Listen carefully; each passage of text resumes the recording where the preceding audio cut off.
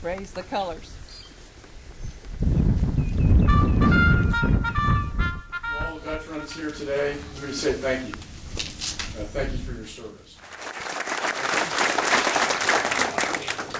And we gather here today to remember and to honor those who served this great nation and those who paid the ultimate sacrifice. And we gather not as Republicans or Democrats, but as Americans who love their country.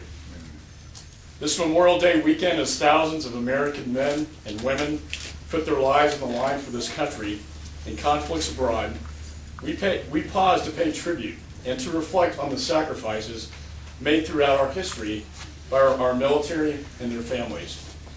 And in spite of the many issues that separate Americans politically, today we are united as a nation in support and appreciation for our courageous American soldiers, and we honor their commitment and our common cause as Americans this weekend.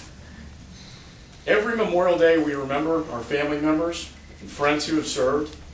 This day I always think about my father. He served in World War II as a bombardier navigator in the U.S. Army Air Corps. He flew on a B-17, also known as the Flying Fortress, and participated in the largest bombing mission in U.S. history in the European theater. My father was part of what was to come to be called the greatest generation. And we have many from that generation here today. And let me personally say thank you for what you did, and thank you for your tremendous sacrifice.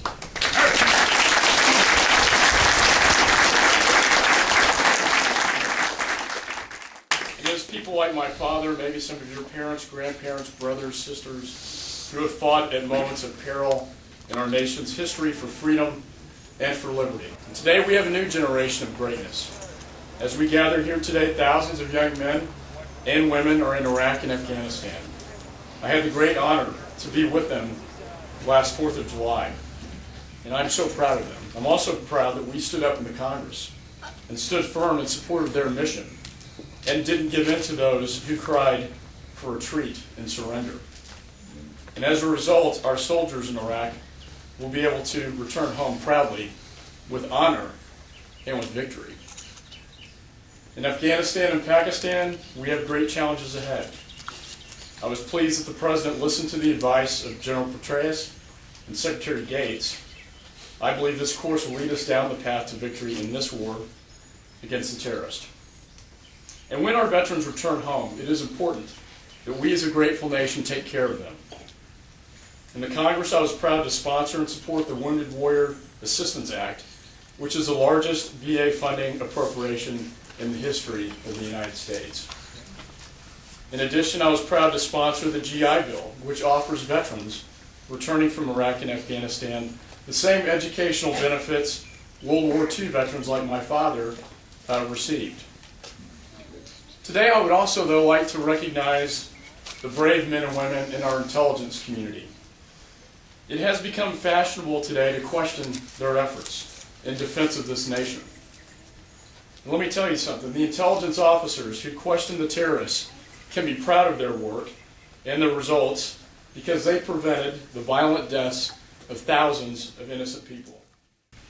The information obtained from Khalid Sheikh Mohammed alone, the mastermind of 9/11, prevented multiple plots to kill Americans. George Tenet, CIA director under both Presidents Clinton and Bush, said, "I know that this program has saved lives. I know we've disrupted plots. I know this program alone is worth more than the FBI, CIA, and NSA put together. And we should be giving them a pat on the back and not debate punishment and prosecution." Some members of Congress are notorious for demanding that they be briefed on the most sensitive programs. They support them privately and then head for the hills in the first sign of controversy.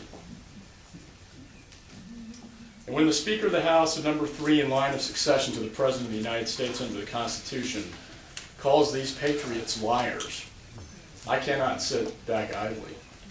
I must stand up to defend them, and defend them I will.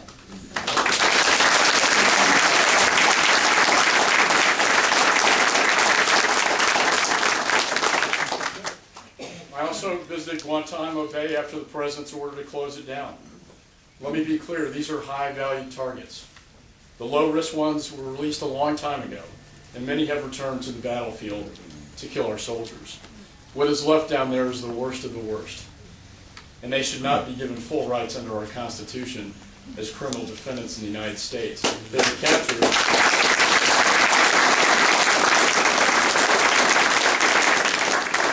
They were captured on the battlefield. They are enemies in a time of war. And perhaps the most chilling experience I've had as a member of Congress was to see Khalid Sheikh Mohammed in his cell, the man responsible for the murder of 3,000 Americans. And it was like looking at evil incarnate as he laid on his prayer rug vowing to his God. My God is not his God. My God is one of love, not one that condones the killing of innocent people. They have not lost their resolve, and they remain ever vigilant to do us harm. It's also become popular to excuse their violence and to blame America for the evil actions of others. It's the old refrain that we brought it upon ourselves. I do not subscribe to this view. And when the moral day of reckoning turns to the men known as high-value terrorists, I can assure you they were neither innocent nor victims. And as for those who asked them questions and got answers, they did the right thing. They made our country safer. And a lot of Americans are alive today because of them. And I thank them.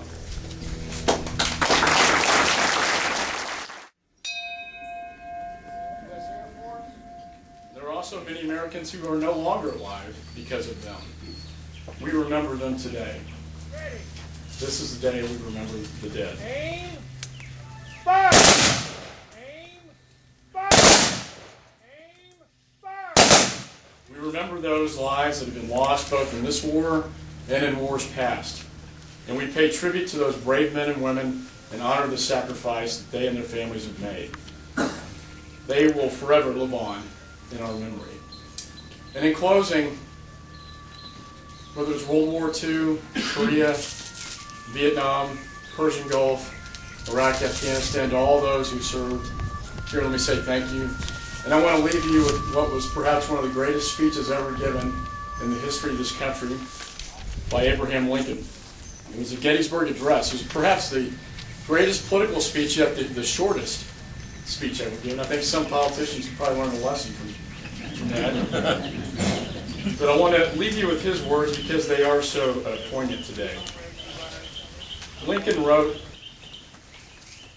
"The world will little note, nor long remember what we say here, but it can never forget what they did here. It is for us, the living, to be dedicated here to the unfinished work which they who fought here have thus far so nobly advanced. It is for us to be here dedicated to the great task remaining before us, that from these honored dead we take increased devotion to that cause for which they gave the last full measure of devotion.